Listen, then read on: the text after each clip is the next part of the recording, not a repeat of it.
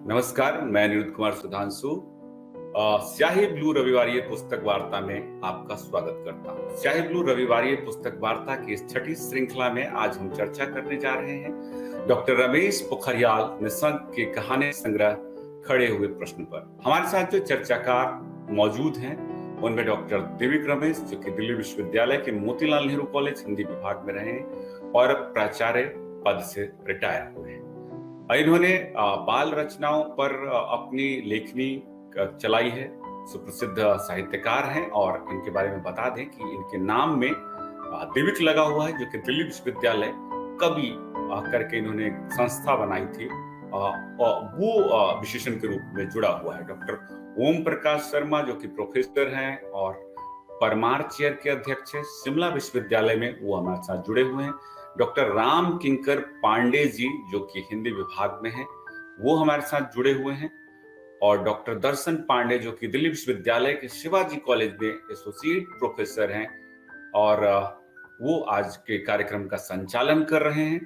हमारे साथ एक और वक्ता जुड़े हुए हैं जो कि डॉक्टर अनुज कुमार तरुण हैं, जो कि मगध विश्वविद्यालय के हिंदी विभाग में असिस्टेंट प्रोफेसर हैं। तो आज की चर्चा को आगे बढ़ाते हुए हम आपको लिए चलते हैं डॉक्टर योगेंद्र नाथ शर्मा अरुण जी के पास, जो कि आगे के कार्यक्रम की रूपरेखा आपके सामने रखेंगे और कार्यक्रम के संचालन की जिम्मेवारी संभालते हुए दर्शन जी कार्यक्रम को आगे ले जाएंगे। फिर लौटेंगे और तब आप सभी का स्नेहपूर्ण धन्यवाद करेंगे।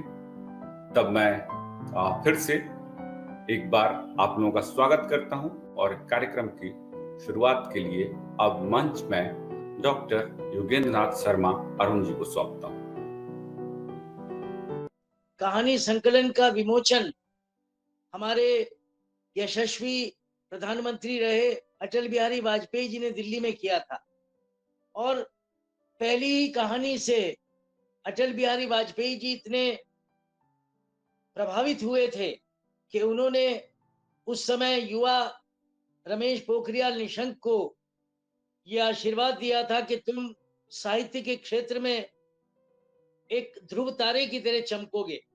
और आज मुझे प्रसन्नता है कि भारत रत्न अटल बिहारी वाजपेयी का वो आशीष शब्दशः पूरा हो रहा है।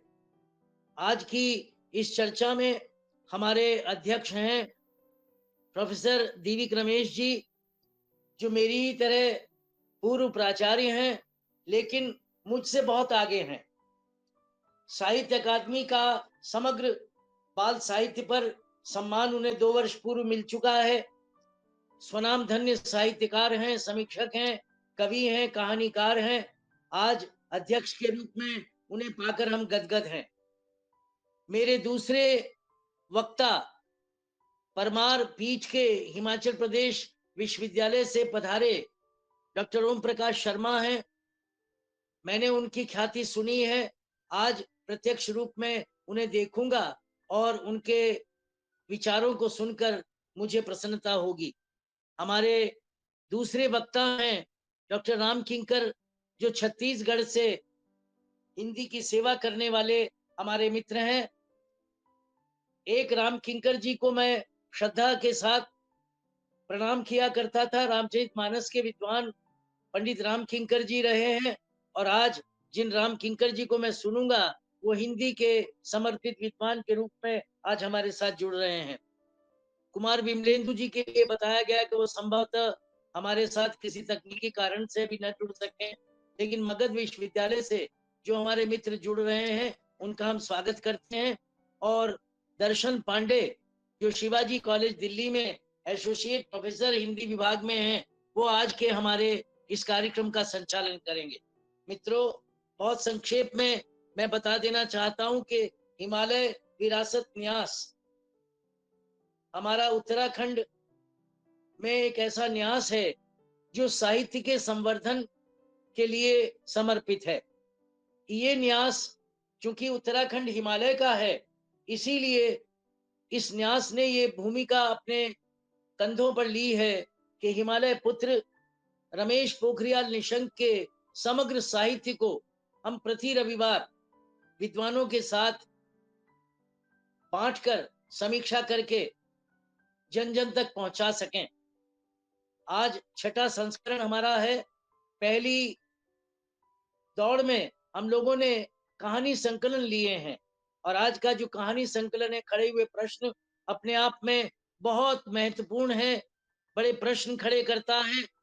और ये प्रश्न एक ऐसे साहित्यकार के हैं, एक ऐसे कथाकार के हैं जो आज शासन में एक बहुत बड़े पद पर विराजमान है, लेकिन 2006 में पहली बार प्रकाशित ये कहानी संकलन सोच भी नहीं सकता था कि उसका कथाकार रमेश पोखरियाल निशंक कभी इस भारत देश का शिक्षा मंत्री भी बनेगा। आज शिक्षा मंत्री के रूप में उन्होंने जो अनुभव अपने कथाकार के रूप में लिए हैं, उन अनुभवों को वो सुधार करने के लिए प्रयोग कर रहे हैं। पहली कहानी खड़े हुए प्रश्न आप सबको कहीं ना कहीं पूरे देगी। ये ऐसे बड़े प्रश्न हैं जिन्होंने आजादी के बाद हमारे जनमानस को उद्वेलित कर रखा है। बहुत चर्चित कहानी रही है और पत्र शैली की ये कहानी है। एक पत्र आता है, दो पात्र हैं, एक सुरेश और एक देबू। दोनों में देबू एक ऐसा पर्वतीय युवा है जो अपने रोजगार की तलाश में शहर आ गया है और उसे कदम कदम पर सरकारी विभागों का झंझट देखना पड़ता है। पहाड़ में रहकर वो कैसे अपने आप को 8वीं पास 10वीं पास करने के बाद कैसे अपने आप को रोजी रोटी की तलाश में भटकता हुआ पाता है। खड़े हुए प्रश्न यही है। किसी तरह से वो बैंक का कर्ज ले लेता है, लेकिन बैंक का कर्ज जब चुकता नहीं और पटवारी गिरफ्तार करने गांव में आ जाता है तो वो भाग जाता है। यहीं से विडंबना शुरू होती है। यहीं से कहानी का मार्मिक पक्ष आता है कि पर्वतों में आज भी किस प्रकार बेरोजगारी है, किस प्रकार हमने पर्वतों को अपने प्रशासन की हठधर्मिता से, लाल फीता शाही से हमने कैसे उस पर्वत को, वहां के लोगों को लूटा है। दूसरी कहानी बहुत मार्मिक है अपने आप में, लक्ष्य कहानी है। पति पत्नी के दोनों के जीवन की ऐसी कहानी है जहां पहले पढ़कर आधे तक हम सोचते हैं कि पत्नी बड़ी खुदगर्ज है। हमें लगता है कि पत्नी शायद पति के समाज सेवा से खुश नहीं होती, लेकिन अंत में जब हम देखते हैं तो वही पत्नी एक ऐसे लक्ष्य को पूरा कर रही है जो उसके पति का था। और तब वो पति जो ये सोचा करता था कि मेरी पत्नी मेरे साथ सहभागी नहीं बनती, वो कितना प्रसन्न होता होगा अपनी पत्नी को ये देखकर कि वो एक गरीब बस्ती को जलती हुई बस्ती को बचाने में अपना योगदान देती है। ये कहानी अपने आप में इसलिए मार्मिक है कि पति के साथ पत्नी का संबंध ऊपर से कितना भी कठोर क्यों ना हो, लेकिन भीतर से एक दूसरे के पूरक होते हैं। और तीसरी कहानी उम्मीद फिर वहीं आती है कि पलायन की विभीषिका झेलता हुआ पहाड़ कैसे शहरों में आकर कहीं खो जाता है, लेकिन यहाँ भी कहानीकार ने एक ऐसे ईमानदार अधिकारी को ढूंढ लिया है जो बीए पास बेरोजगार युवक को मुसीबतों से निकालकर कहीं उम्मीद की वो किरण दिखाता है जो मेरे युवाओं को आज चाहिए। मित्रों, मैंने केवल 3 कहानियों की बात इसलिए कही कि मैं चाहूंगा कि मेरे वक्तागण इस संकलन की 2-3 कहानियां जो उन्हें अच्छी लगी हों उनके विषय में चर्चा करें। हमने एक नियम बना रखा है, वो कोई बाध्यता तो नहीं है, लेकिन फिर भी अनुशासन की दृष्टि से प्रत्येक वक्ता 10 से 12 मिनट में अपनी बात कहे ताकि दूसरे को भी कहने का उतना ही मौका मिले और पाठकों तक, श्रोताओं तक, दर्शकों तक हमारी बात बहुत अच्छी तरह पहुंच सके। मैं डॉक्टर दिविक रमेश जी का हृदय से अभिनंदन कर रहा हूं। अपने मुख्य वक्ता और अपने दोनों वक्ताओं का हृदय से स्वागत करते हुए ये मंच आज के हमारे संचालक डॉक्टर दर्शन पांडे जी को सौंप रहा हूं। आप सबका अभिनंदन, फिर से स्वागत। जी नमस्कार। हाँ, धन्यवाद, प्रणाम गुरुजी। स्याही ब्लू रविवारी पुस्तक वार्ता के अंतर्गत आज ये पार्ट 6 में हम लोग मिल रहे हैं। प्रस्तावना के रूप में, भूमिका के रूप में श्रद्धेय गुरु जी ने तमाम बातें कह दी हैं। फिर भी एक संचालक होने के नाते मेरा दायित्व है कि मैं पुनः एक बार अपने सभी आमंत्रित वक्ताओं का स्वागत करूं। आज प्रकाशन जी का जो कहानी संग्रह खड़े हुए प्रश्न, इस पर चर्चा के लिए जो इस कार्यक्रम की अध्यक्षता करेंगे आदरणीय डॉक्टर देविक रमेश जी। आप सुप्रसिद्ध साहित्यकार हैं, कवि हैं। जैसा कि अनिरुद्ध जी ने बताया, देविक जो दिल्ली विश्वविद्यालय कवि के नाम से आपका नाम जाना जाता है। आप बाल साहित्यकार, जाने माने बाल साहित्यकार हैं। प्रवासी साहित्य पर भी आपका बहुत काम आपने किया हुआ है। तो सर, आपका स्वागत है इस कार्यक्रम में। दीविक जी, नमस्कार कर रहा हूँ आपको। जी बहुत बहुत नमस्कार। बहुत अच्छा लग रहा है आपको फिर से यहाँ देख करके, अभी सुना आपको और सभी साथी यहाँ परिचिति है। ठीक, इस कहानी संग्रह पर जो आज के मुख्य वक्ता हैं आदरणीय डॉक्टर ओम प्रकाश शर्मा जी। सर, आपका स्वागत है। आप प्रोफेसर एवं अध्यक्ष, परमार चेयर, शिमला विश्वविद्यालय शिमला, हिमाचल। तो सर भी चिर परिचित नाम है, आज अपनी बात रखेंगे। इसी क्रम में वक्ता के रूप में डॉक्टर राम किंकर पांडे जी। आप हिंदी विभागाध्यक्ष हैं, शासकीय लाहड़ी स्नातकोत्तर महाविद्यालय चिरमरी, छत्तीसगढ़ प्राकृतिक संपदाओं से संपन्न प्रदेश है, तो आप वहां से आते हैं। तो आपका स्वागत है। जैसे कि बताया गया, डॉक्टर कुमार विमलेंदु जी की किसी तकनीकी कारण से उनकी व्यस्तता है। संभवतः यदि वो जुड़ पाए तो वो अपनी बात रखेंगे।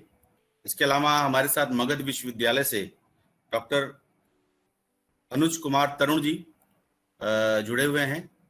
अनुज जी मेरे सहयोगी भी रहे हैं। शिवाजी कॉलेज में कुछ समय पढ़ाया भी उन्होंने मेरे साथ, लगभग 2-3 साल मेरे साथ रहे हैं। तो अनुज जी, आपका स्वागत है, अभिनंदन है। इस कार्यक्रम में आप अपनी बात रखेंगे। साथ ही गुरु जी तो रहेंगे ही। गुरु जी का मार्गदर्शन, आशीर्वाद हमें मिलता ही रहता है। गुरु जी का स्नेह है हम पर, सब पर। तो गुरु जी को का सादर अभिनंदन करता हूँ। इसके अलावा कार्यक्रम संयोजक के रूप में डॉक्टर अनिरुद्ध कुमार जी हैं और सत्यभान सिंह जी हैं, जो इस पूरे कार्यक्रम की योजना रचना में अपना सहयोग दे रहे हैं। तो आप सभी का मैं स्वागत करता हूं। बिना कोई समय लिए, बिना कोई समय अतिरिक्त समय लिए, संभव हुआ तो मैं बीच में संक्षिप्त टिप्पणी रहेगी अगर मेरे लिए अवकाश होगा, नहीं तो हमारे जो वक्ता हैं वही अपनी बात रखेंगे। मैं केवल संचालक की भूमिका में रहूंगा और उसी नाते मैं इस कार्यक्रम को आगे बढ़ाता हूं। सर, आपकी अनुमति से मैं कार्यक्रम को प्रारंभ कर रहा हूं, अध्यक्ष जी की अनुमति से।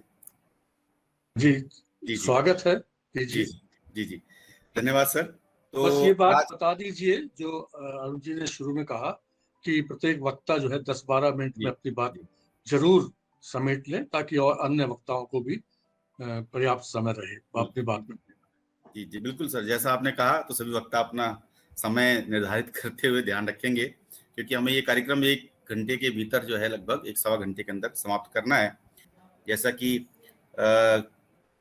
कहानी संग्रह खड़े हुए प्रश्न पर चर्चा चल रही है और इसमें कुल 11 कहानियां इसमें संकलित की गई हैं।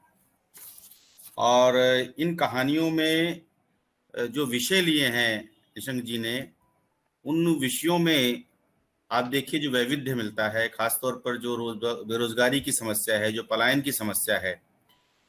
तो प्रकृति और पहाड़ लगभग साहित्य में रहा ही है। निशंक जी के अधिकांश जो साहित्य लिखा गया उनका प्रकृति और पहाड़ का जो जीवन है, जो समाज है, उससे जुड़ा हुआ है। तो उस तरह की कहानियां इसमें मिलती हैं। तो मैं बहुत ज़्यादा इस पर आगे नहीं अपनी बात रखूंगा, मैं सीधे अगले वक्ता की तरफ बढ़ता हूं और हमारे आज के अगले वक्ता डॉक्टर राम किंकर पांडे जी से आग्रह करूंगा कि वे अपनी बात। जी धन्यवाद सर। धन्यवाद सर। हिमालय विरासत ट्रस्ट के प्रायोजन में स्याही ब्लू बुक्स दिल्ली द्वारा आयोजित और हम सबके अभिभावक संरक्षक डॉक्टर योगेंद्र नाथ शर्मा अरुण जी के संरक्षण में चल रही इस पुस्तक वार्ता के 6ठे भाग के इस दिवस में मेरे साथ मुख्य वक्ता के रूप में उपस्थित डॉक्टर ओम प्रकाश शर्मा जी, अध्यक्षता कर रहे डॉक्टर दिव्यक रमेश जी, कार्यक्रम का संचालन कर रहे डॉक्टर दर्शन पांडे जी और संयोजक द्वय डॉक्टर अनिरुद्ध कुमार और सत्यभान सिंह जी। ये मेरा सौभाग्य है कि आज मुझे डॉक्टर रमेश पोखरियाल निशंक जी के कहानी संग्रह खड़े हुए प्रश्न पर अपनी बात रखने का अवसर मिल रहा है। मित्रों, जैसा कि अभी आदरणीय गुरुवर योगेंद्र नाथ शर्मा जी ने सूचना दी हम सबको कि वर्ष 2006 में इस संग्रह का जो लोकार्पण है हमारे भूतपूर्व प्रधानमंत्री भारत रत्न पंडित अटल बिहारी वाजपेयी जी ने किया था, और आज से 15 वर्ष पहले का ये संकलन है। इस संग्रह में जैसा कि दर्शन जी ने भी इंगित किया कि कुल 11 कहानियां हैं और प्रत्येक कहानी अपनी संरचना में, अपनी कथा में, अपनी बुनावट में, अपनी संवेदना में एक से बढ़कर एक हैं। ऐसा लगता है जब हम पूरे संकलन को कि अलग अलग कहानियां, 11 कहानियां, जिसमें से पहली कहानी जो खड़े हुए प्रश्न है और आखिरी कहानी अविश्वास है। जब हम संकलन को पढ़ते हैं तो ऐसा लगता है कि जैसे लेखक पोखरियाल जी, निशंक जी हमको पहाड़ों की सैर करा रहे हैं। कहानियों का कथानक गांव में भी है, शहर भी है कथानक में, कस्बा भी है कथानक में, महानगर भी है कथानक में, और पहाड़ों का अद्भुत सौंदर्य, पहाड़ों की अद्भुत छटा। ऐसा लगता है कि अपने पूरे जीवनानुभव को लेखक ने कहानियों में पिरो दिया है। बहुत सुंदर। जैसा कि स्वयं लेखक अपनी भूमिका में स्वीकार भी करते हैं कि इनमें से बहुत सारी कहानियां सत्य घटनाओं पर आधारित हैं। उन्होंने अपने जीवन में उन पात्रों को देखा है, उन पात्रों को उन्होंने अपने बीच से उठाया है। ऐसा लगता है कि डॉक्टर रमेश पोखरियाल निशंक जो एक लेखक हैं, केवल एक राजनेता बस नहीं है, एक संजीदा और एक जिंदा दिल इंसान, और उससे भी बढ़कर एक संवेदनात्मक लेखक हैं। कहानी संग्रह का जो पहली कहानी है खड़े हुए प्रश्न, वो पूरे शीर्षक को सार्थक करती हुई चलती है और ऐसे ऐसे प्रश्न हमारे बीच खड़े कर देती है कि हम सोचने पर मजबूर हो जाते हैं। जो एक पात्र है देबू, जो उसका मुख्य पात्र है, जो पहाड़ी गांव का होनहार लड़का है, अपना जीवन गढ़ना चाहता है, बनाना चाहता है, अपने जीवन को एक नई राह देना चाहता है, लेकिन कुव्यवस्था की भेंट चढ़कर किस तरह से वो अपने जीवन में भटकता है और सरकारी कार्यालयों के चक्कर लगाने में ही उसका एक बहुमूल्य समय निरर्थक हो जाता है। बैंक से कर्ज लेता है और फिर उस कर्ज को न चुका पाने का जो दर्द है वो छलकता है पूरी कहानी में। और जब अंतिम दृश्य में जब लेखक प्रश्न खड़े करता है, और वो प्रश्न जो लेखक ने लिखे हैं वो हमारे समाज के शाश्वत प्रश्न हैं, वो प्रश्न हमारे सामने अभी भी यक्ष प्रश्न की तरह खड़े हो जाते हैं। जैसे पहला ही प्रश्न लेखक करता है, कौन है इन अव्यवस्थाओं के लिए जिम्मेदार? कौन सरकारी धोखा, कौन गरीब नौजवान को जीने लायक रास्ता दिखाएगा? कौन लड़ेगा इस अव्यवस्था व अराजकता के खिलाफ? कौन फाइलों का पानी जमीन में लाएगा? क्योंकि गांव में नहर के लिए उसने इतने चक्कर लगाए थे और गांव वालों को इतना भरोसा दिलाया था कि ये काम हो जाएगा, लेकिन उसके पैर घिस गए वहां तक कार्यालयों के आने जाने में। कौन रोकेगा पहाड़ से युवाओं का पलायन? ये आखिरी प्रश्न है लेखक का उस कहानी में।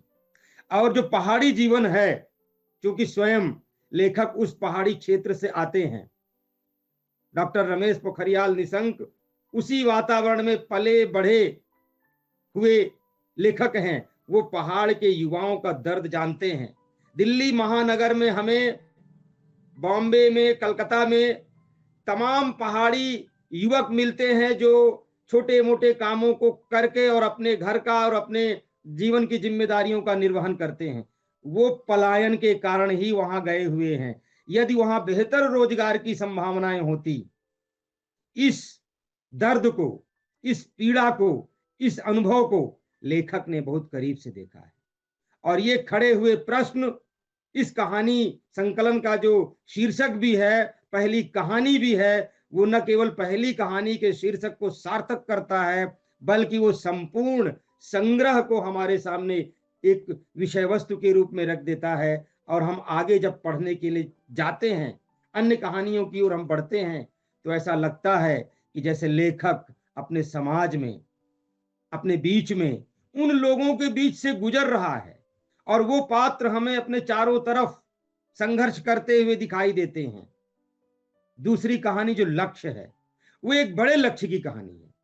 शेखर और रानी जो दंपति हैं, पति पत्नी हैं, बहुत मार्के की बात आदरणीय गुरुवर अरुण जी ने अभी कही है कि पति पत्नी का रिश्ता आपस में भले ही कुछ देर के लिए थोड़ा सा दाएं बाएं हो जाए, लेकिन वो पत्नी समझती है कि पति के भीतर क्या है। वो रानी जानती है कि ये समाज के लिए समर्पित है और बिना उसे बताए वो चली जाती है उसकी अनुपस्थिति में और वहां जाकर गरीब बस्ती में बच्चों की सेवा करती है। और उसी क्रम में जब वो आग लगने की घटना होती है और शेखर घर आता है, उसको सूचना मिलती है, अस्पताल जाता है, और जब वहां के बच्चे बताते हैं, इस कहानी की संवाद योजना बड़ी बेजोड़ है।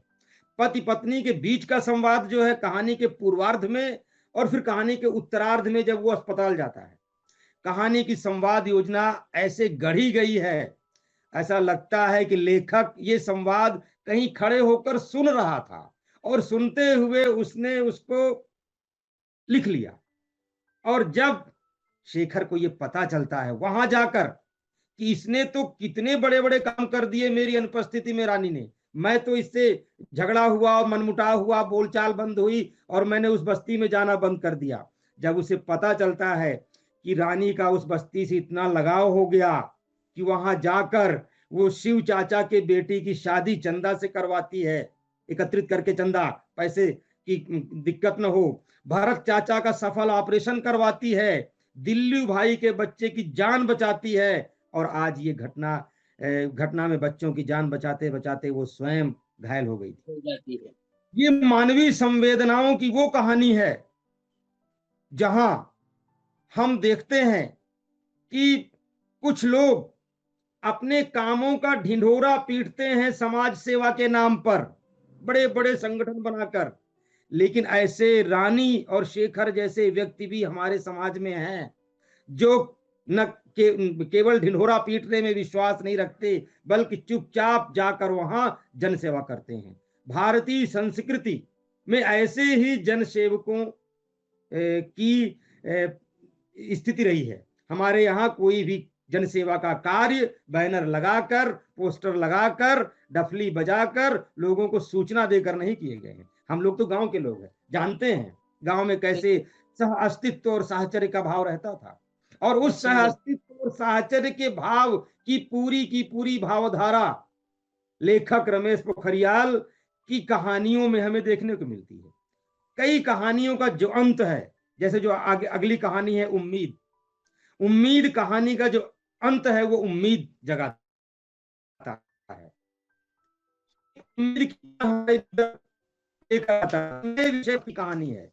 देवेश जैसा जो युवा है, जो पढ़ लिख कर नौकरी की तलाश में है, दिल्ली गया हुआ है, एक कार्यालय में साक्षात्कार उसने दिया हुआ है, अखबार में चयन सूची भी प्रकाशित हो गई है, लेकिन कुछ भ्रष्ट अधिकारी अपने चहेतों को वहां चयनित कराने के लिए उस सूची को निरस्त करवा देते हैं। लेकिन वहां एक ईमानदार अफसर जो इस काम को कर रहे हैं, वो कहते हैं कि निराश मत हो, मैं तुम्हें जरूर तुम्हारे उचित स्थान तक पहुंचाऊंगा।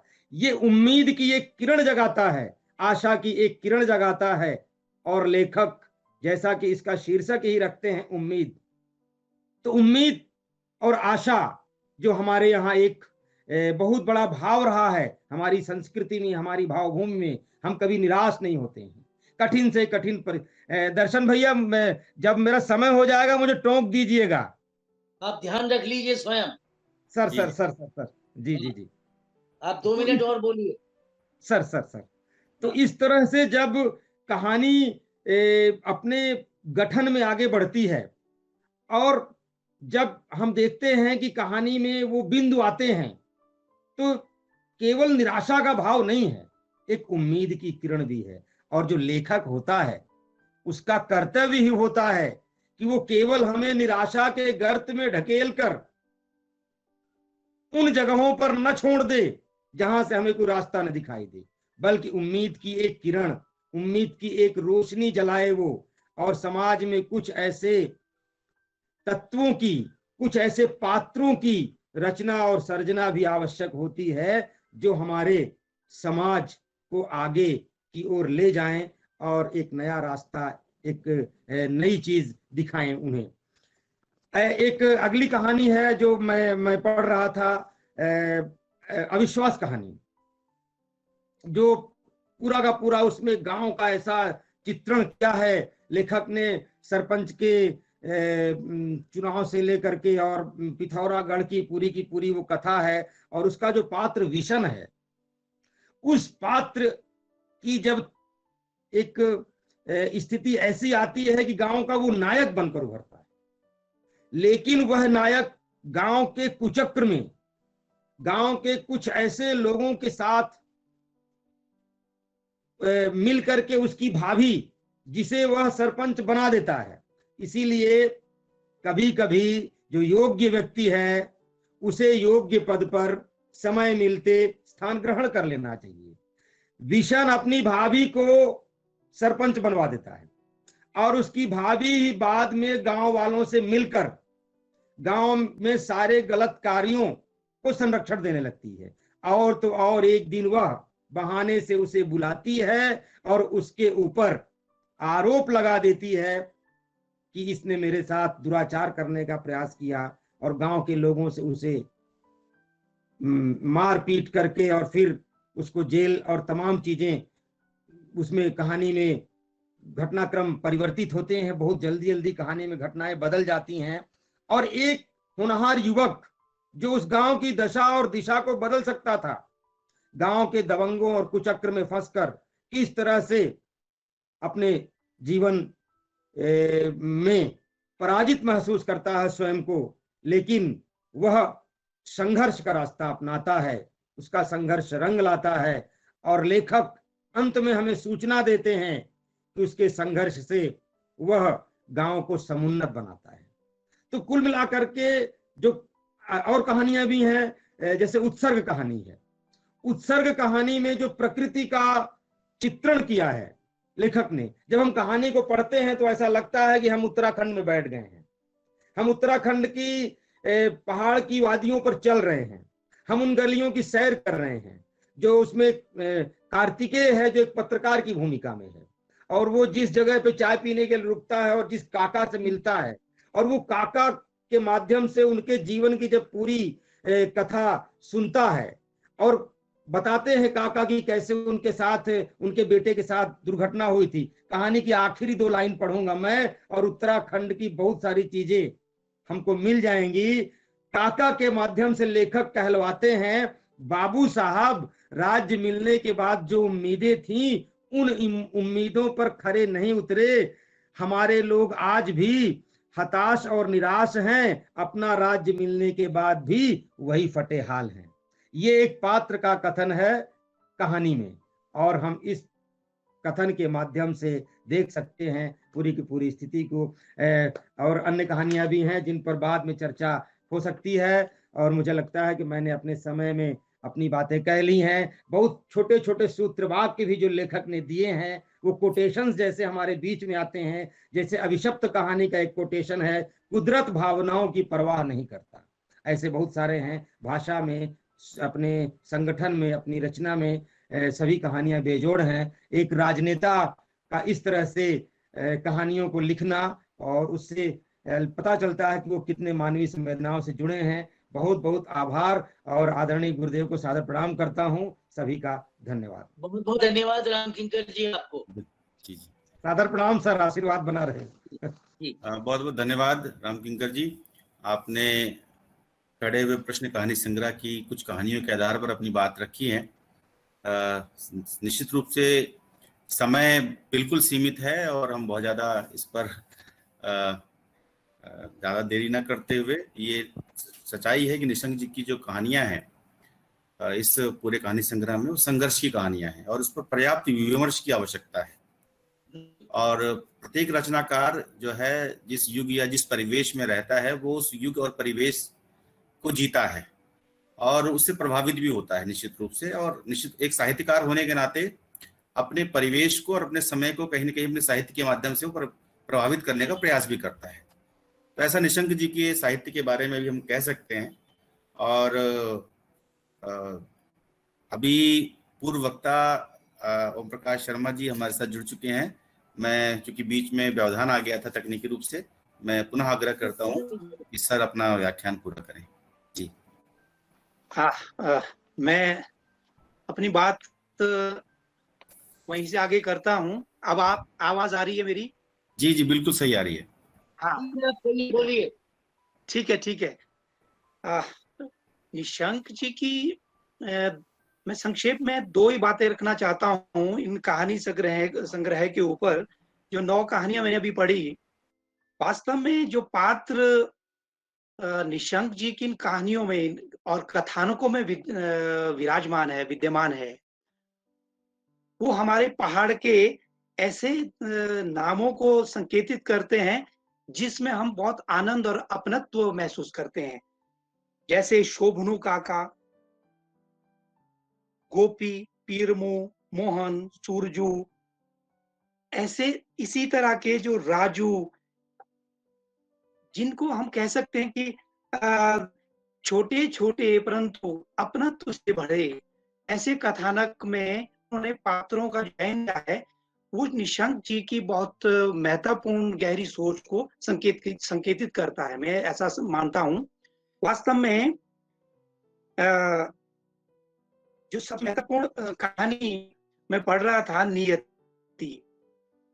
नियति का जो कथानक है, प्रमुख पात्र जो विक्रम है, अगर आप इसमें देखेंगे तो जो शब्द प्रयोग करते हैं पोखरियाल जी, बग्याल लगना, देखिए कितनी महत्वपूर्ण बात है। बग्याल लगना का मैं काफी महत्वपूर्ण डिक्शनरी की ओर निकल गया कि बग्याल क्या होता है, उत्तराखंड में किसको कहते हैं और हमारे परिवेश में उसको क्या कहते हैं।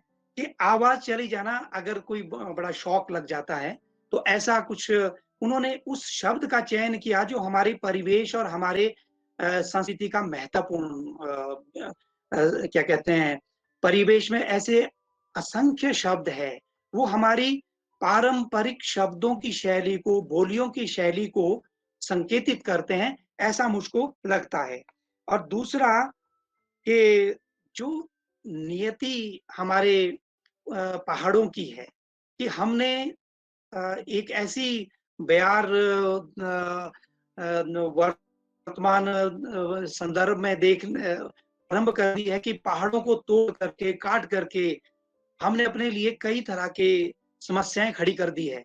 तो 3-4 जो घटनाएं वो पोखरियाल जी अपनी कहानियों में देते हैं कि पहाड़ों का दरक जाना, बहुत सारे परिवारों का समाप्त हो जाना, और उनके कारण कई परिवारों की समस्याएं खड़ी हो जाना, ये पोखरियाल जी के संकेत हैं कि हम कितना इन पहाड़ों को कब तक इन पहाड़ों को दरकाते रहेंगे, इन पहाड़ों को हम जो है चीरते रहेंगे।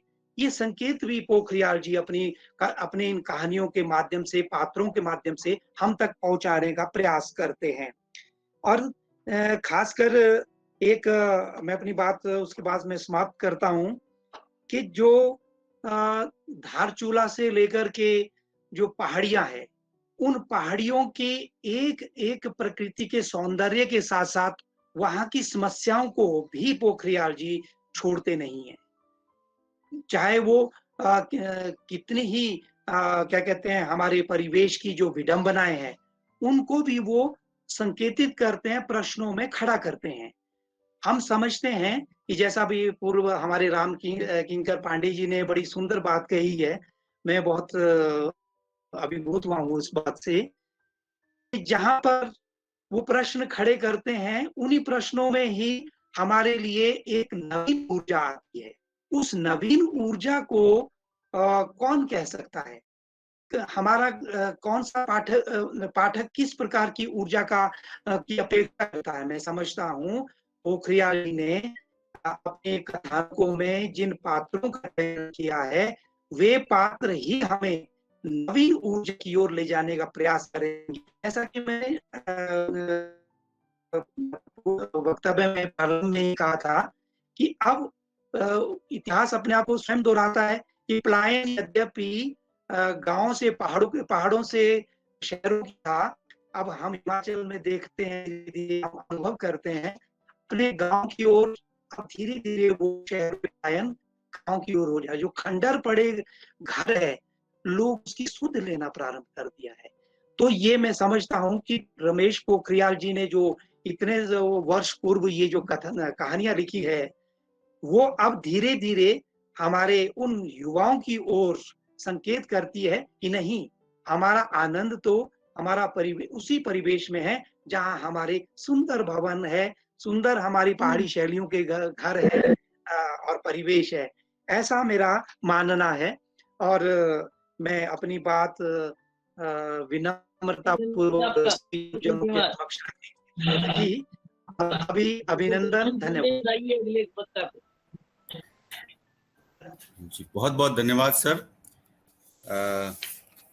निश्चित रूप से निशंक जी की जो कहानियां हैं वो संघर्ष की कहानियां हैं, उसमें यथार्थ है, उसमें आदर्श है। लेकिन मैंने जिन कहानियों का मैंने पठन किया है, उसमें मुझे एक चीज जो बिल्कुल समझ में आई कि निशंक जी बिल्कुल आशावादी व्यक्ति हैं।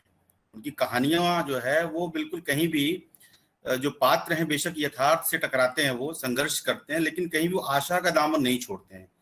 तो एक आशावादी जो स्वर है उनके जो पात्रों में या उनकी कहानियों में, वो हमें आदंत दिखाई देता है। ऐसा नहीं कि वो सामाजिक जो सरोकार है उससे कट जाते हैं आशावाद के व्यक्ति में। तो वो दोनों चीजें बराबर चलती हैं। और ये लगभग हमें सभी कहानियों को हम जब पढ़ते हैं हमें ये स्पष्ट होता है। एक कोटेशन में पढ़ना चाहता हूँ, मैं पढ़ रहा था, मुझे वो दिखाई दी थी, जिसमें स्वयं निशंक जी अपनी कहानियों के बारे में लिखते हैं कि मेरी सारी कहानियां, कविताएं और उपन्यास इन्हीं सामाजिक मूल्यों और लोक जीवन की संवेदनाओं से उपजे हैं, या यूं कहूं ये जीवंत दस्तावेज है मेरी अब तक की जीवन यात्रा के।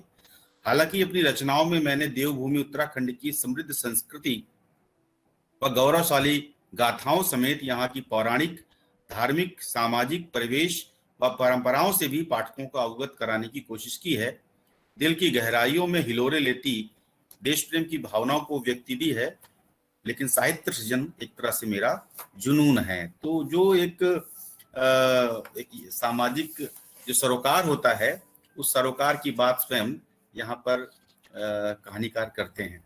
तो मैं कार्यक्रम को आगे बढ़ाता हूं और अगले जो वक्ता हैं हमारे साथ जुड़ रहे हैं मगध विश्वविद्यालय से, डॉक्टर अनुज तरुण जी। तो मैं आग्रह करूंगा कि अनुज जी अपनी बात रखें। तो संक्षेप में कहेंगे? बहुत संक्षेप में जी, बहुत संक्षेप में अपनी बात रखेंगे। अनुज जी, आवाज आ रही है मेरी? मेरी आवाज आ रही है? नमस्कार। हाँ हाँ जी जी बिल्कुल अनुज जी, नमस्कार। हाँ नमस्कार सर, सभी उपस्थित विद्वत जन को मेरा नमस्कार। मेरे लिए खुशी की बात है कि साहिब ब्लू रविवार के इस श्रृंखला में, पुस्तक वार्ता की श्रृंखला में मुझे जुड़ने का मौका मिला। मैं इसके लिए डॉक्टर योगेंद्र नाथ शर्मा, अरुण जी का बहुत बहुत दिल से आभार व्यक्त करता हूँ। आप सभी का आभार व्यक्त करता हूँ जिसने मुझे इस विषय पे बोलने के लिए आमंत्रित किया है। मैं इस पुस्तक वार्ता को कई श्रृंखला को सुन चुका हूँ और मुझे पहली बार, मैं अभी तक उन्हें एक मंत्री के रूप में जाना था, एक साहित्यकार के रूप में मैं उन्हें बहुत नहीं समझ पाया था। लेकिन जब से मैं श्रृंखला को सुन रहा हूँ तब से मैं समझा कि इनके अंदर जो सहृदयता है वो सचमुच। मेरी आवाज आ रही है आप लोगों तक? आ रही है, आप बोलिए अनुज जी, आ रही है, बिल्कुल आ रही है। तो यह सचमुच में है जो कि इनके यहाँ मानवीय दिल है और इनकी कहानियों में कई विमर्श हमें देखने को मिलते हैं। इनके गांव, जैसे कि पहले के वक्ता भी चर्चा कर चुके हैं कि इनके कहानियों में गांव है, शहर है, कस्बा है। इसके अलावा यहाँ एक जिंदगी है, एक ऐसी जिंदगी जो अपनी सार्थकता के लिए जद्दोजहद कर रही है। इसलिए मैंने कहा कि इनकी कहानियों में कई विमर्श है, आधुनिक विमर्श है, उत्तर आधुनिक विमर्श है। आप कई कहानियों में इन्हें दलित विमर्श और खास करके पहाड़ की जिस हरियाली की आप बात कर रहे हैं, उन हरियाली में जिंदगी का जो सूखापन है, वो उस सूखापन में जो जीवन की छटपटाहट है, जीवन की सार्थकता पाने की जो ललक है, वो भी दिखाई देती है। मैं बहुत सारे वक्ता इस पे पहले भी बात कर चुके हैं। मैं खास करके मैं एक कहानी पढ़ रहा था, देवू। उसमें व्यवस्था के खिलाफ जो संघर्ष है और जीवन और व्यवस्था में जो समन्वय बनाने की जो कोशिश है पात्र की, उसे मुझे प्रेमचंद की होरी की भी याद आती है। आप देखिए, होरी भी कर्ज लेता है और कर्ज के भार से वो अपनी जीवन सामाजिक प्रतिष्ठा को बचाए रखना चाहता है, सामाजिक प्रतिष्ठा को भी बचाए रखना चाहता है और पारिवारिक प्रतिष्ठा को भी बचाए रखना चाहता है, अपना सम्मान को कायम रखना चाहता है। उसके लिए निरंतर वो प्रयास करता है और संघर्ष करता है, एक लगातार समन्वय बनाने की कोशिश करता है। लेकिन अंततः क्या होता है? अंततः वो टूट जाता है। यही टूटन जो है मुझे इनकी कहानी में भी दिखाई देती है। देवू जो व्यवस्था का शिकार है, जो सार्थक जिंदगी जीना चाहता है, लेकिन तो सार्थक जिंदगी जीने और व्यवस्था के साथ समन्वय बनाने की कोशिश में, उस व्यवस्था से लड़ने की कोशिश में वो टूट जाता है, होरी की तरह टूटता है। तो ये जो संघर्ष है वो एक जो सामाजिक व्यवस्था को बहुत करीब से देखा है, वही इस दर्द को समझ सकता है। अन्यथा आज की भागदौड़ की जिंदगी में इन चीजों को कौन देख रहा है, कौन समझ रहा है? तो लेखक इस चीज को पकड़ने में बिल्कुल गंभीरता के साथ सचेत होकर इस चीज को पकड़ा है और अपनी कहानियों में इसकी चर्चा की है। दूसरी बात, एक सबसे बड़ी बात ये लगती है कई बार कि आज की स्थिति में अगर एक और जो कहानी है, दूसरी कहानी है लक्ष्य कहानी में दाम्पत्य जीवन की कहानी है। लेकिन आप देखिए ना, दाम्पत्य जीवन की यह कहानी अपने आप में एक अलग परिपाटी पर रची गई कहानी है। अक्सर आप देखेंगे कि दाम्पत्य जीवन में जो दरार है, वो दरार का मुख्य कारण आर्थिक व्यवस्था आती है, आर्थिक समस्याओं के कारण है, जो कि अधिकांश दाम्पत्य है जो कि बिखरने लगती है। कहीं न कहीं उसके मुख्य केंद्र में आर्थिक व्यवस्था ही है। लेकिन यहाँ एक अलग तरह की व्यवस्था है। यहाँ आर्थिक समस्या नहीं है दाम्पत्य के बीच में, यहाँ क्या है, सामाजिक और मानवीय पहलू के कारण। एक है जो कि पति जो है मानवीय है, सामाजिक है, समाज में अपना योगदान देना चाहता है, लेकिन दूसरी तरफ उनकी जो पत्नी है वो इन चीज़ों से ज़्यादा मतलब नहीं रखती। लेकिन फिर भी देखिए, और यही है जो कि दाम्पत्य जीवन के टूटने का आधार बनता है। लेकिन अंत में कहानीकार ने इसको समेटा है और एक मैसेज देने की कोशिश की है कि आप जिन समस्याओं के कारण दाम्पत्य टूट रहा है, उन्हीं समस्याओं से एक सौंदर्य उभर कर आता है। तो सौंदर्य क्या है? एक दूसरे की भावनाओं को समझना और समझकर फिर उसी चीज को अपनाना, और अपनाने के बाद कहीं कोई दिखावापन नहीं है, कहीं कोई चर्चा नहीं है, बिल्कुल उस सौंदर्य के सहारे वो समाज में उतरती हैं और बिल्कुल मानवीय भाव से उसी तरह से काम करती हैं जैसे उनका पति चाहती हैं, और लगातार उस बस्ती में जाकर काम करती है। उसमें घायल भी हो जाती है, लेकिन इसकी खबर उसके पति तक नहीं पहुंचता, जो कि एक सौंदर्य है। यह सौंदर्य कहीं बताने की जरूरत नहीं, बताने के लिए नहीं है, यह बोध की चीजें हैं। और उसके जो पति हैं उस चीज को महसूस करते हैं, समझते हैं, और फिर उनको लगता है कि इसके अंदर इतना विशाल हृदय है। मैं खामखा इन चीज़ों को लेकर परेशान था और हम अपने दाम्पत्य जीवन को लेकर परेशान थे। ये आज के परिवेश पे भी चोट है कि जहाँ हम समाज के लिए या किसी व्यक्ति के लिए यदि हम कुछ करते हैं तो दिखावा ज़्यादा करते हैं। आजकल तो परंपरा है, फेसबुक की परंपरा है, सोशल मीडिया की परंपरा है, हम करते बहुत कम हैं, दिखावा ज़्यादा करते हैं, मीडिया के माध्यम से अपनी पब्लिसिटी चाहते हैं।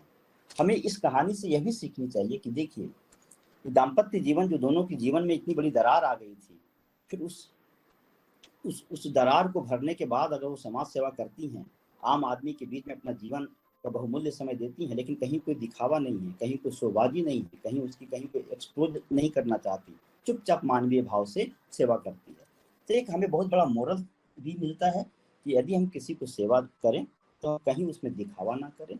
हम है जो कि निस्वार्थ भाव से, बिना किसी दिखावा का, बिना किसी प्रचार का, हम मानवीय कल्याण में अपना काम करते रहें।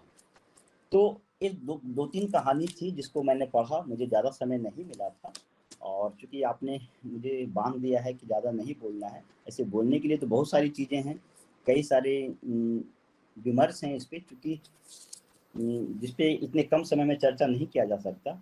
इसके बावजूद मैं एक बात और कहूँगा कि इनकी कहानियों में एक जीवन का यथार्थ छुपा हुआ है, और मुझे लगता है कि लेखक का जिया हुआ सत्य है, जीवना अनुभूति है, और यही जीवना अनुभूति कहीं ना कहीं यह जो कि शब्दों का रूप लेती है और कहानी को है जो कि कहानी का रूप लेकर हम पाठकों तक आता है और एक अलग तरह का संदेश देता है।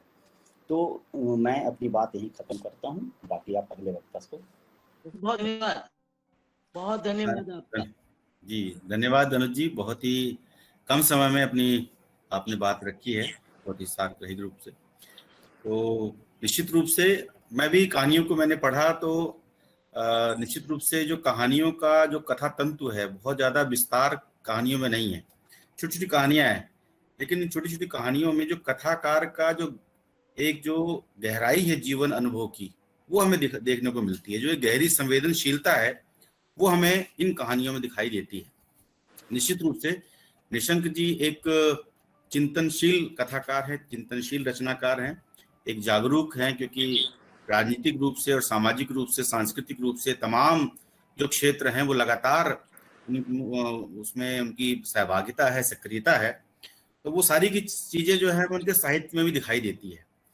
एक और कथन है छोटा सा, मैं कहना चाहता हूँ, जिसको संतराम वैश्य जी ने उनकी कहानियों पर एक उनका कोटेशन में पढ़ना चाहूंगा, उसके बाद फिर आज के इस कार्यक्रम के अध्यक्षीय वक्तव्य के लिए आदरणीय दिलीप रमेश जी को आमंत्रित करूंगा। संतराम वैश्य जी लिखते हैं कि निशंक जी के बारे में, उनकी कहानियों के बारे में, कि वे एक सजग और संवेदनशील साहित्यकार हैं। उनकी कहानियों को पढ़ते हुए पहाड़ की समस्याएं मानो मानवीय रूप धारण कर आंखों के सामने नाचने लगती हैं। पाठक खुद को पहाड़ की विकट स्थितियों से घिरा हुआ पाता है। उनकी कहानियों के पात्र एवं चरित्र व घटित हुई परिस्थितियां यथार्थ में पाठक के ही सामाजिक, राजनैतिक, नैतिक, आर्थिक एवं धार्मिक सरोकारों को साकार स्वरूप प्रदान करती हैं। तो ये एक बहुत मतलब सारगर्भित जो है टिप्पणी जो है वो डॉक्टर संतराम वैश्य जी ने उनकी कहानियों पर की है। मुझे लगता है निश्चित रूप से मैं अब ज्यादा समय नहीं लूंगा और आज के इस कार्यक्रम की बहुत कम समय है। डॉक्टर दिव्य रमेश जी से आग्रह करूंगा, निवेदन करूंगा कि सर जो है अध्यक्षीय अपना उद्बोधन प्रस्तुत करें। पुनः नमस्कार आप सबको। मुझे बहुत खुशी है कि आदरणीय डॉक्टर योगेंद्र नाथ शर्मा अरुण जी सामने उपस्थित हैं और डॉक्टर दर्शन आप बहुत ही शानदार संचालन कर रहे थे। आपने बीच बीच में जो बहुत ही महत्वपूर्ण टिप्पणियां और उदाहरण दिए हैं वो बहुत काम के हैं। साथ ही अभी अभी जो मैंने सुना ओम प्रकाश शर्मा जी को और डॉक्टर रामकिंकर पांडे जी को, उनसे हम सभी समृद्ध हुए हैं उनकी बातों से।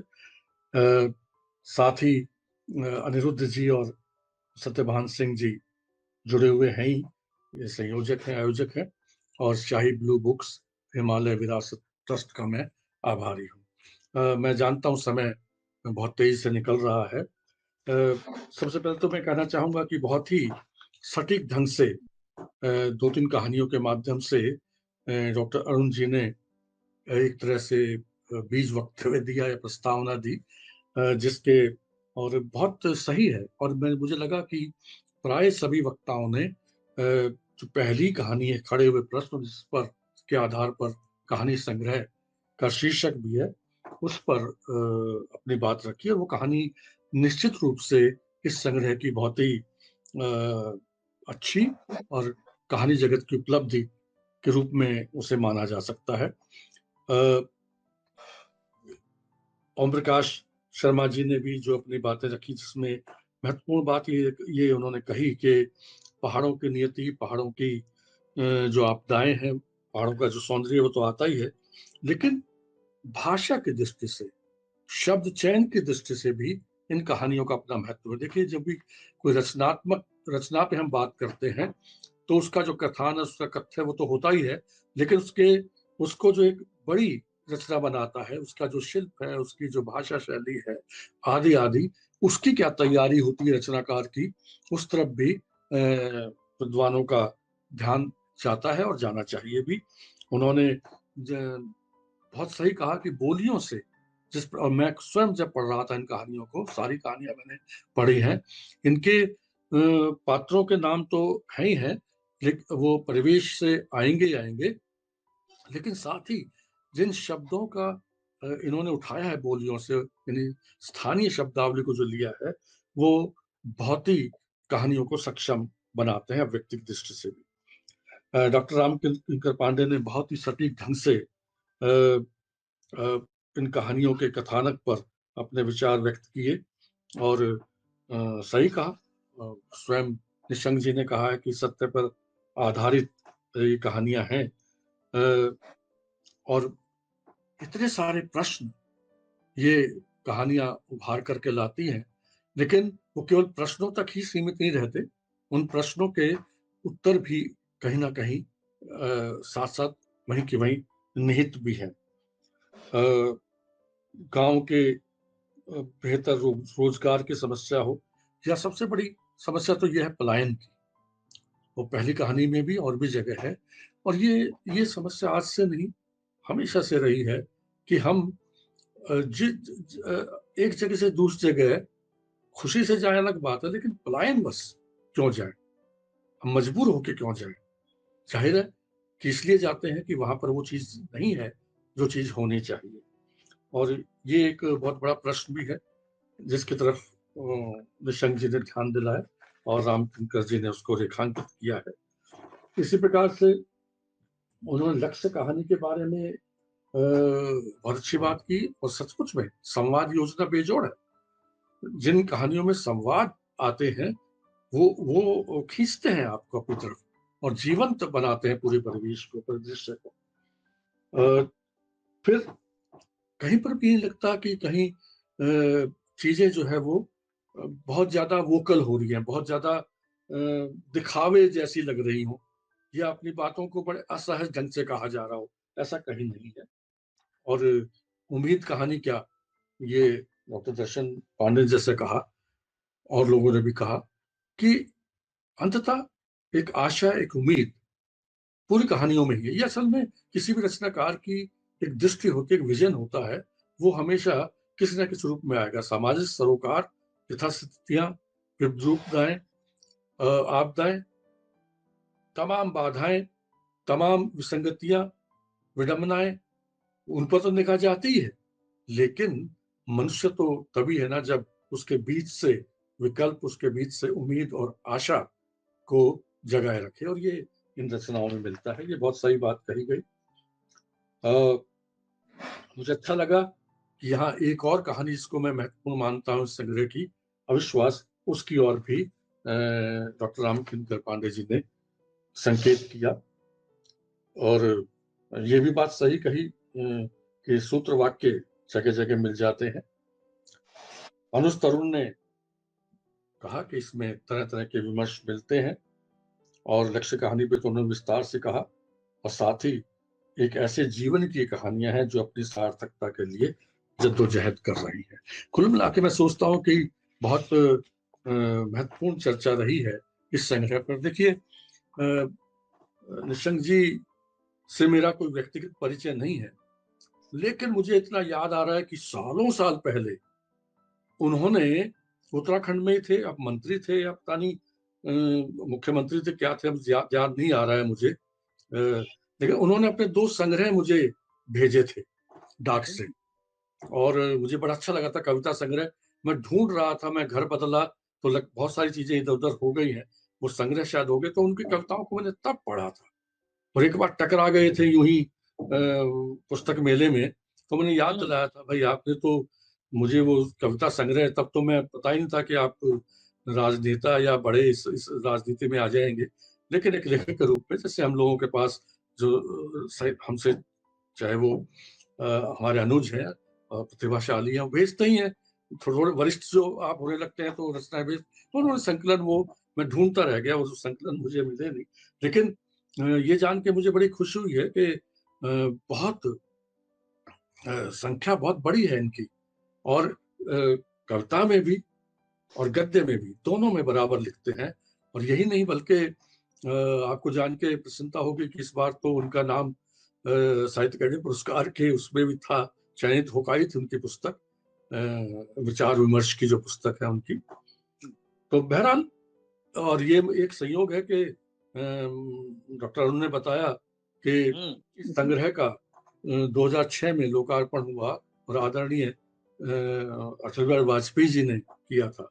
अटल बिहारी वाजपेयी जी का नाम आता है तो मैं अभिभूत इसलिए होता हूँ कि खुद मेरे काव्य नाटक खंड खंड अग्नि पर वो आए थे, उनके हाथों मैंने पुरस्कार लिया था, कभी भूलता नहीं हूँ वो, क्योंकि तब मैं कोरिया में था। और बता देना चाहता हूँ कि जब बताया गया कि आपको ये पुरस्कार जो है ना उनके हाथों मिलेगा, और वाजपेयी जी तब जो है विरोधी दल के थे मुखिया, मतलब वो प्रधानमंत्री नहीं थे तब, और उन्होंने 3 दिन पहले तो उन्होंने कहा कि उनको तो गीता कुमार माथुर के बारे में बात करनी है जिसके नाम पर पुरस्कार मिल रहा है, आप क्यों? मैं कहता भाई, राजनेता के जैसे हम लोगों के राजनेता के हाथों क्यों दिलवाते हो, किसी साहित्यकार के हाथ दिलवाओ। तब तक मैंने ज्यादा पढ़ा भी नहीं था, और मैं आपको क्या बताऊं, 3 दिन पहले वो किताब मंगवाई थी, शायद वहां पर जो और विद्वान थे बोले थे, वाजपेयी ने जो बोला पढ़ने के बाद, और एक अनूठा, इतना महत्वपूर्ण, डॉक्टर साहब इतना महत्वपूर्ण कि मैं कभी भूल नहीं सकता।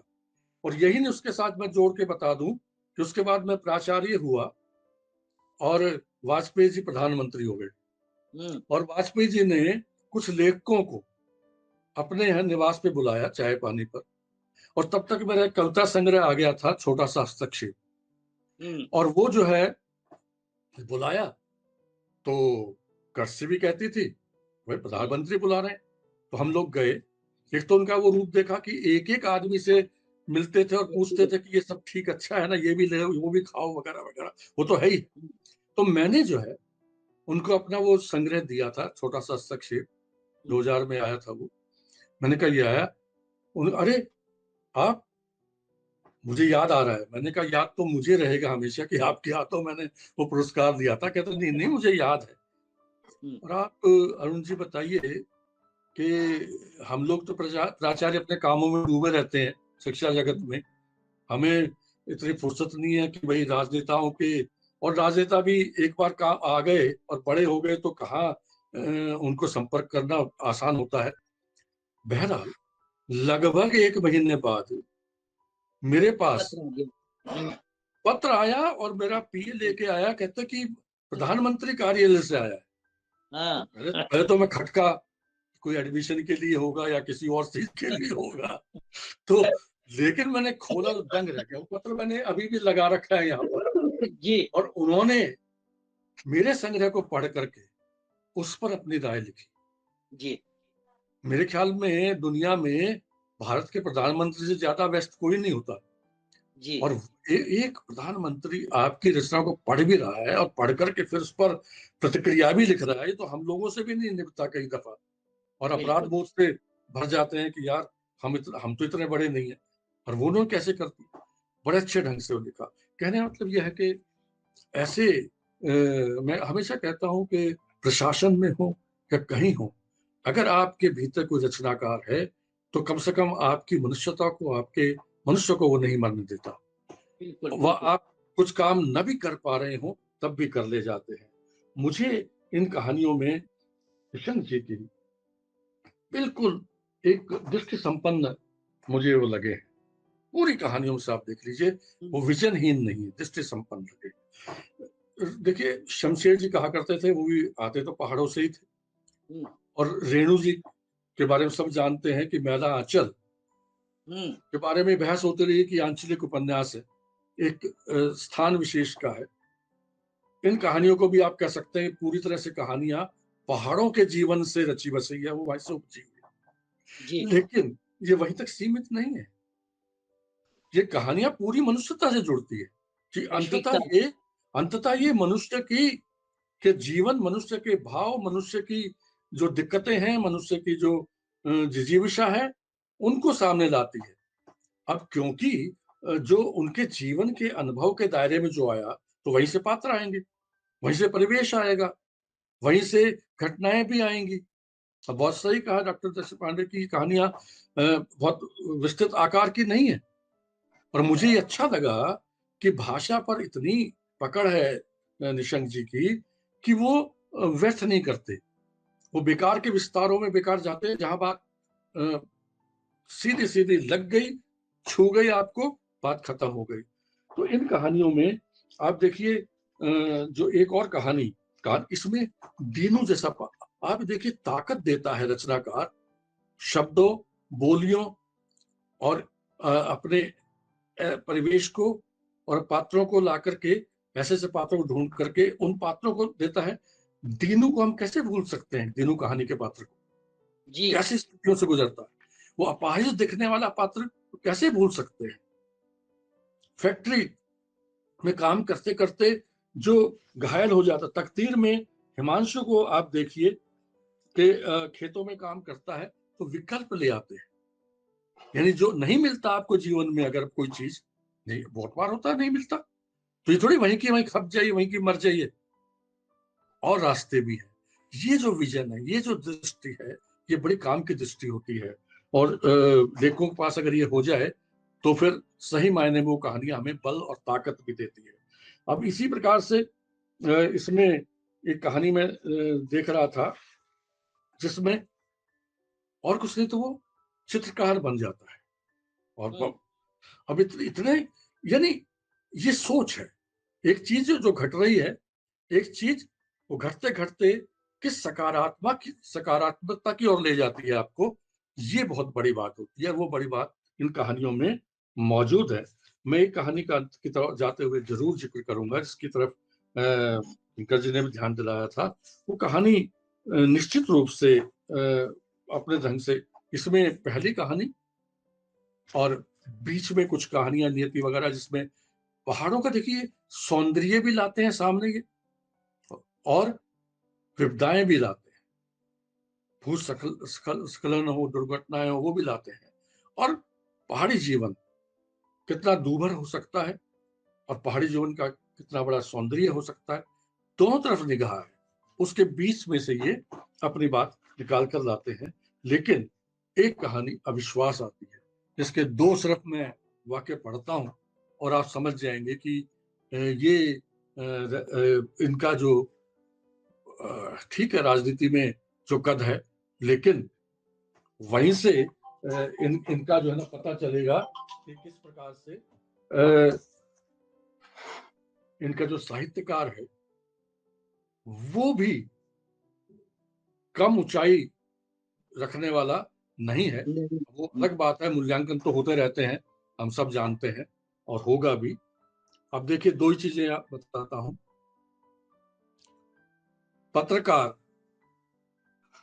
पत्रकार वार्ता में जाना है तो चित्रदेव कहते हैं पत्रकार वार्ता में कभी देर नहीं होनी चाहिए, पत्रकार बहुत तुनक मिजाज होते हैं, बस बहाना चाहिए। इतने से वाक्यों में अपनी बात को रख देना क्या जरूरत है कि पूरी पूरी घटनाएं और वरनाएं, जब आपका इतने से काम चल जाता। और दूसरी बात, आपने उस कहानी में देखा किस प्रकार से भाभी को जब सरपंच बना दिया, सारा माफिया, सारा भ्रष्टाचार, एक आदमी जो ईमानदार है उसको किस प्रकार से धक्के दे के निकले। ये सारे ये राजनीतिक गलियारों में होते रहते हैं और हम सब देखते हैं कब कहाँ क्या हो रहा है। लेकिन एक रचनाकार के रूप में जब आप लिखते हैं तो ऐसे प्रामाणिक ढंग से लिखते हैं कि हमें लगे कि हाँ ऐसा ही है।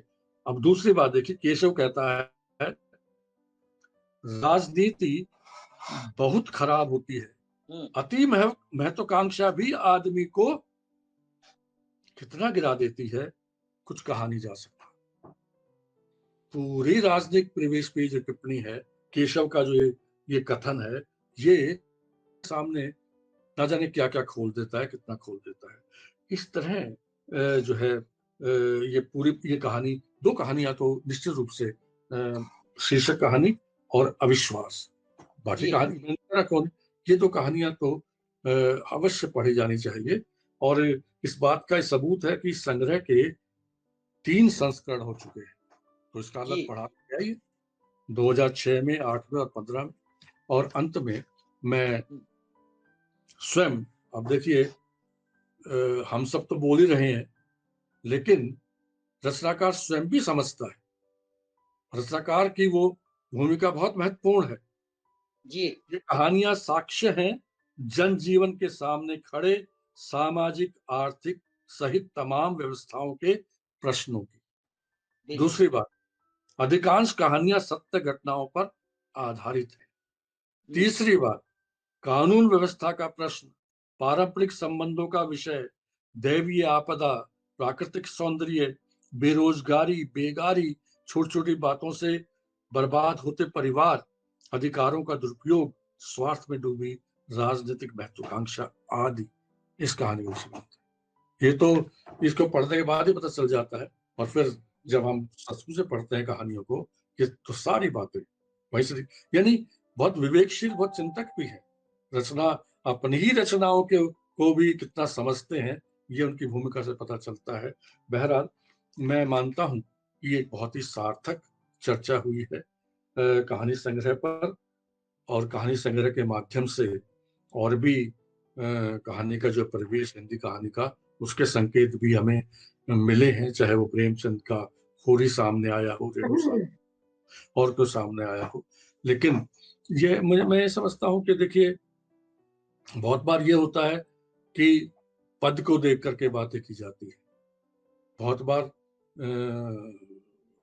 वो हमारे यहाँ जिसको पहले से दरबारी और तमाम तरह के स्वर कहे गए हैं, लेकिन होना ये चाहिए, कोई भी रचनाकार हो, पद पे तो बड़े बड़े ब्यूरोक्रेट्स भी होते हैं, पद पे हम लोग भी किसी रूप में पद पे बड़े हो सकते हैं, लेकिन रचना का जब मूल्यांकन हो तो रचना के आधार पे हो। मुझे अच्छा लगा कि आप सबने रचनाकार का रचनाओं के आधार पे मूल्यांकन किया, पढ़ करके अपनी बात कही, ये बहुत अच्छी बात होती है, वरना बगैर पढ़े कहने का बहुत रिवाज है। आपने पढ़ के कहा, मैं एक बार फिर आभारी हूँ, आप सबका अभिनंदन करता हूँ, और इतनी सुंदर चर्चा के आयोजन के लिए तमाम आयोजकों को का साधुवाद करता हूँ। बहुत बहुत धन्यवाद। बहुत धन्यवाद आपका, बहुत बहुत धन्यवाद आपका। बहुत बहुत धन्यवाद सर। आप धन्यवाद दीजिए। जी जी, तो निश्चित रूप से प्रारंभ में सर जैसा आपने कहा कि निशंक जी की जो भाषा है, भाषा और शैली है, बिल्कुल सहज और बोलचाल की भाषा शैली है, और जो हमारा समाज बोलता है जिस भाषा में, कुछ उसी भाषा में ये कहानियां हैं जो कि पाठक पूरे मन से पढ़ता है और पूरे मन से इसको हृदयंगम करता है। अब अनिरुद्ध जी धन्यवाद देंगे सबको। बिल्कुल, अनिरुद्ध जी को आमंत्रित करता हूँ, धन्यवाद ज्ञापन करें। जी सर, मैं समय की तरह मैं उपस्थित हो गया हूँ आप लोगों के बीच में। महाभारत में एक पहले देखते थे बचपन में तो कि मैं समय हूँ, और वो आ जाता था। बहुत अच्छी चर्चा थी, और आप लोगों का बहुत बहुत धन्यवाद कि स्याही ब्लू रविवार पुस्तक वार्ता की इस छठी श्रृंखला में आपने कीमती समय दिया है, और कुछ व्यवधानों के साथ आज बहुत अच्छी चर्चा हुई है। इसके लिए हम आप सभी का धन्यवाद करते हैं, और अगली पुस्तक वार्ता में फिर किसी कहानी संग्रह के साथ नए मेहमानों के साथ मुलाकात होगी। तब तक के लिए मैं आप सबसे विदा लेता हूं। नमस्कार, धन्यवाद। धन्यवाद।